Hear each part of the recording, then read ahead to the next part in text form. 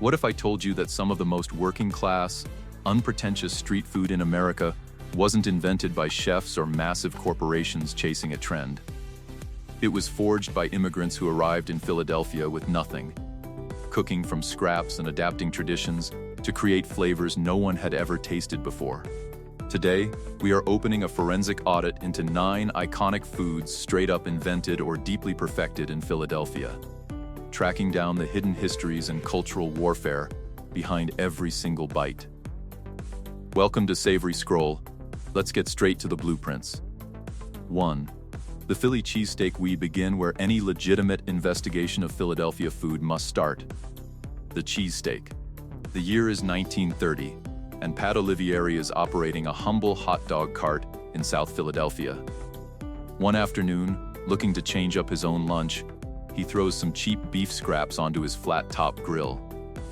A passing cab driver smells the searing meat, requests a sandwich for himself, and an overnight sensation is born. Within years, Pat abandons the hot dog business entirely to build a culinary empire. Beneath the surface of this legendary sandwich lies a fierce, ongoing cultural debate regarding the cheese, provolone, American, or cheese whiz. Purists will passionately fight over this structural detail. The whiz crowd insists it is the only authentic choice. The provolone faction views themselves as sophisticated, and the American cheese bloc just wants order restored. Regardless of the dairy, the core anatomy remains completely non-negotiable: thinly shaved ribeye steak, a fresh, long Amoroso roll, and an underlying attitude that treats this sandwich not as a meal, but as a religion. 2. The soft pretzel. Most Americans view the soft pretzel as generic mall food or a standard stadium snack. Philadelphia thinks that perspective is hilarious. German immigrants originally brought traditional pretzel baking techniques to Pennsylvania in the 18th century, but Philadelphia completely adapted the format into a rapid street food ritual. Unlike the thick, symmetrical pretzels found elsewhere, the classic Philly pretzel is distinctively thin, remarkably chewy, twisted tight into a specific elongated shape, and baked in interconnected rows. It is consumed the way other major metropolitan areas eat bagels constantly, early in the morning, and without apology. The city consumes more soft pretzels per capita than anywhere else in the United States, keeping an entire network of corner vendors thriving by selling them wrapped in plain white paper with a heavy squirt of yellow mustard for $1. 3. The hoagie. Whether the rest of the country insists on calling it a sub, a hero, a grinder, or a po' boy, Philadelphia recognizes exactly one term: the hoagie. The most widely accepted historical origin story places us at Hog Island, a massive shipyard in the Philadelphia area during the height of World War I. Italian immigrant laborers working long shifts brought gargantuan sandwiches stuffed with cured meats, sharp cheeses, and fresh vegetables for their lunch breaks. Over time, the Hog Island sandwich naturally evolved into the hoagie. While culinary historians continue to debate the exact timeline, what remains undisputed is that Philadelphia's historic Italian delis turned this long sandwich into an absolute art form, layering capicola, provolone, and shredded lettuce with oil and vinegar on rolls engineered with real structural integrity. 4. Water ice. If you travel to Philadelphia in the middle of July and ask a local for Italian ice, you are going to get a very cold look. The correct terminology is water ice, and it is a completely distinct mechanical format. Water ice is significantly smoother than a crushed ice snow cone and far more intensely flavored than standard Italian ice. When prepared correctly by a neighborhood shop, the physical consistency sits in a perfect equilibrium somewhere precisely between liquid and solid. While corporate entities like Rita's Water Ice, founded in 1984, have successfully franchised this product across the United States, the authentic water ice culture predates commercialization by decades. It remains a neighborhood institution passed down through South Philly families, where classic lemon is the gold standard that requires zero overthinking. 5. Tostikeke. Founded within the city limits in 1914, Tostikeke is the hometown snack company that Philadelphia natives treat like a legal identity document. while these baked goods can now be found across the Mid-Atlantic region. Asking a true Philadelphian about a butterscotch crimpet or a peanut butter candy cakey triggers immediate, intense brand loyalty. This goes beyond mere corporate nostalgia. It is a deep-seated appreciation for a company that actively chose to keep its manufacturing plants inside Philadelphia when other massive factories packed up and left. The city has sustained these bakers for over a century, transforming an industrial snack cake into a cultural touchstone. 6. Scrapple. This particular culinary breakdown requires a bit of bravery. Scrapple is an industrial loaf made utilizing pork scraps specifically, the precise parts of the pig that do not make the cut for any other commercial meat products. These leftover scraps are combined with cornmeal, flour, and a heavy blend of spices before being pressed into a solid brick. To serve it, the brick is sliced thin and pan-fried until the exterior forms a rigid, crispy crust while the interior remains completely soft.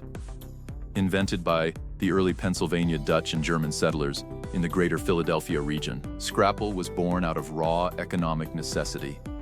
It was a brilliant, zero-waste survival strategy designed to utilize every single ounce of a butchered animal. The resulting breakfast staple has successfully anchored Philadelphia menus for over 300 years, traditionally topped with maple syrup, ketchup, or apple butter. The golden rule of scrapple remains simple. You do not ask what is inside it, you just eat it. 7. Tomato pie. Do not mistake this for standard pizza. Philadelphia will aggressively correct you on the distinction. The authentic Philadelphia tomato pie is traditionally served at room temperature, baked inside a massive rectangular sheet pan. The underlying dough is thick, airy, and closely mirrors traditional Italian focaccia. The real star is the sauce, a thick, chunky, slightly sweet tomato gravy that is layered heavily on top of the dough. Most importantly, there is almost zero cheese involved, save for a light dusting of Romano or Parmesan. Italian bakeries across South Philadelphia have been cranking out tomato pies since the early 1900s because it was cheap, incredibly filling, and stable at room temperature, allowing it to sit safely on bakery counters all day without refrigeration. 8. The whoopie pie, featuring two soft, dome-shaped chocolate cake rounds with a thick, velvety layer of sweet cream filling sandwiched in the middle. The whoopie pie is an absolute triumph of resourceful baking. Much like scrapple, this dessert was created by the region's historical Pennsylvania Dutch baking communities as a brilliant way to utilize leftover cake batter rather than wasting it. According to local lore, children finding these treats tucked inside their school lunchboxes would shout "whoopie," permanently sealing the name. While the state of Maine frequently attempts to claim the definitive invention of the whoopie pie, Pennsylvania food historians point squarely to the ancient Amish and Mennonite communities of Lancaster County as the true geographical origin point, a tradition Philadelphia proudly claims by proximity. 9. Frank's Black Cherry Wishniak. We close our audit with a beverage most of America has never even heard of: Frank's Black Cherry Wishniak. The word wishniak traces directly back to a Yiddish term for a specific type of sour cherry liquor. This soda has been manufactured and bottled in the Philadelphia region for well over a century, delivering an aggressively deep, complex black cherry flavor profile. It is a hyper-regional liquid asset, beloved by anyone who grew up inside the city limits, but virtually unheard of a mere 100 miles outside town. This obscure loyalty captures the exact essence of Philadelphia's food scene. It doesn't care about national validation, and it never tries to trend online. Frank's Black Cherry Wishniak has quietly occupied the bottom shelves of the exact same South Philly deli coolers for generations because the locals love it. And that is all the approval the drink ever needed. Almost every single dish on this list follows an identical historical blueprint. Individuals arrive in Philadelphia carrying rich culinary traditions from their homelands, find themselves lacking the exact original ingredients, adapt on the fly, and accidentally invent a masterpiece. The hoagie is shipyard laborers improvising, scrapple is settlers refusing to waste a single scrap, the cheesesteak is a hot dog vendor changing up his personal lunch menu. Philadelphia never engineered its food to impress high-end critics, it engineered food to feed working people. And that is exactly why these flavors survived the test of time. Drop a comment below letting us know which of these historic Philadelphia inventions surprised you the most. If you enjoyed this forensic look into regional food history, smash that like button, subscribe to Savory Scroll, and we will see you in the next investigation.